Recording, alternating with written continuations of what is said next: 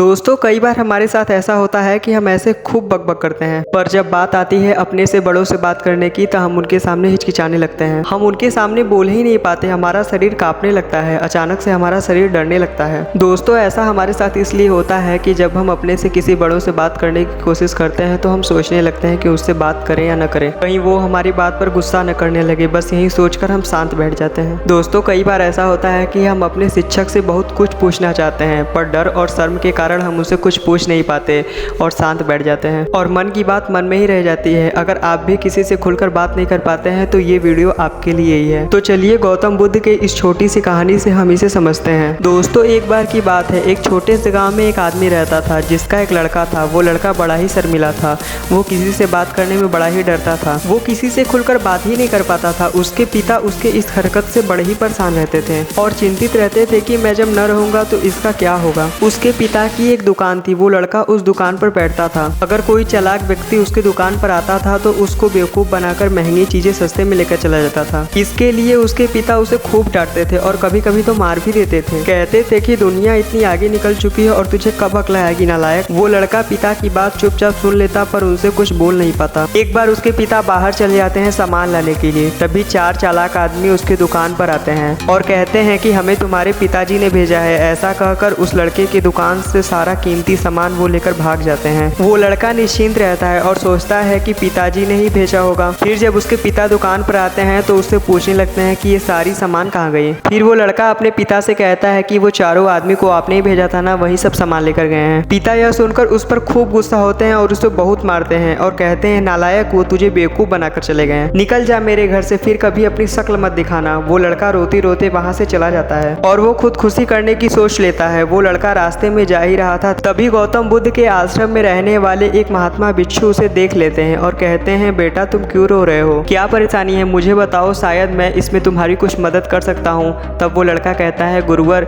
मैं बहुत ही नालायक और बुरा लड़का हूँ, मेरे पिता ने मुझे इसी कारण से मुझे अपने घर से बाहर निकाल दिया है। आगे वो लड़का कहता है गुरुवर, मैं किसी के सामने खड़ा होकर बात तक नहीं कर पाता, मैं किसी के सामने खुलकर बोल नहीं पाता, मुझे बहुत डर लगता है। तभी वो गुरुवर कहते हैं कि बेटा तुम चलो मेरे साथ, हमारे गुरु महात्मा गौतम बुद्ध तुम्हारे इस आदत और परेशानी को जरूर दूर करेंगे। इतना कहकर वो महात्मा उस लड़के को गौतम बुद्ध के पास ले जाते हैं। गौतम बुद्ध को देखकर वो लड़का उनके चरणों में गिरकर रोने लगता है। वो अपनी सारी दुख कथा सुनाता है। वो बुद्ध से कहता है गुरुवर, मैं बड़ा ही डरपोक और दब्बू हूँ, मुझे किसी से बात करने में बहुत डर लगता है, मैं किसी से बात करता हूँ तो मुझे बहुत संकोच और शर्म आती है, इसी कारण मेरे पिता ने मुझे घर से बाहर निकाल दिया है। हे महात्मा, आप मेरा मार्गदर्शन करें। गौतम बुद्ध कहते हैं ठीक है, पर मैं तुम्हें जो बताऊंगा वो करना होगा। वो लड़का मान जाता है और कहता है ठीक है गुरुवर। फिर गौतम बुद्ध कहते हैं ठीक है, आज तुम गांव में जाओ और 10 लोगों का हाल चाल और उनका व्यापार कैसा चल रहा है तुम उनसे पूछकर मुझे शाम तक बताओगे। ये सुनकर वो लड़का घबरा जाता है और कहता है हे महात्मा, ये मुझसे नहीं हो पाएगा। तब बुद्ध कहते हैं कि अगर ये काम तुम नहीं करोगे तो तुम्हारे अंदर का डर कभी खत्म नहीं होगा। तब वो लड़का मान जाता है और गाँव में जाता है। वहाँ कुछ आदमी खड़े रहते हैं। वो लड़का 10 लोगों से उनका हाल चाल और उनका व्यापार कैसा चल रहा है ये पूछता है। उसमें से कुछ लोग तो उसे बताते हैं और कुछ लोग उसे धक्का देकर वहाँ से भगा देते हैं, लेकिन वो हार नहीं मानता है और अपना कार्य पूरा करके आकर गौतम बुद्ध को बताता है। गौतम बुद्ध कहते हैं बहुत बढ़िया, अब तुम्हारा पहला कार्य पूर्ण हुआ। लड़के के अंदर से अब आधा डर खत्म हो गया था।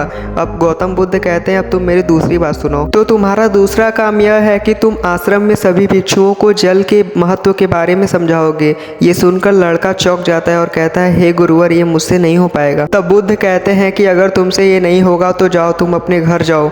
तब वो लड़का कहता है ठीक है गुरुवर, मैं सबको जल के बारे में समझाऊंगा। वो लड़का जाता है और हिचकिचाते हुए सबको जल के बारे में समझाता है। वो लड़का जब उन भिक्षुओं के सामने खड़ा होता है तो वो पसीना पसीना हो जाता है, फिर भी वो सबको पढ़ाता है। फिर पढ़ाने के बाद आकर गौतम बुद्ध को बताता है। फिर गौतम बुद्ध कहते हैं बहुत बढ़िया, अब उस लड़के के अंदर से पूरा डर खत्म हो जाता है। गौतम बुद्ध कहते हैं कि अब जो तुम्हारा तीसरा काम है वो है कि अब तुम अपने पिता के पास जाओगे और तुम्हें उनसे माफी मांगनी है। वो लड़का कहता है ठीक है गुरुवर और गौतम बुद्ध को प्रणाम करके वो अपने घर चला जाता है और घर आकर पिता के पैरों में गिरकर रोने लगता है और कहता है पिताजी, मैं बदल गया हूँ, अब मेरे अंदर का सारा डर खत्म हो गया है। पिता ये सुनकर खुशी के आंसू रोने लगते हैं और अपने बेटे को गले से लगा लेते हैं। दोस्तों गौतम बुद्ध की वाणी और वचन किसी का भी जीवन बदल सकते हैं। ये वीडियो आपको कैसा लगा कमेंट में जरूर बताना।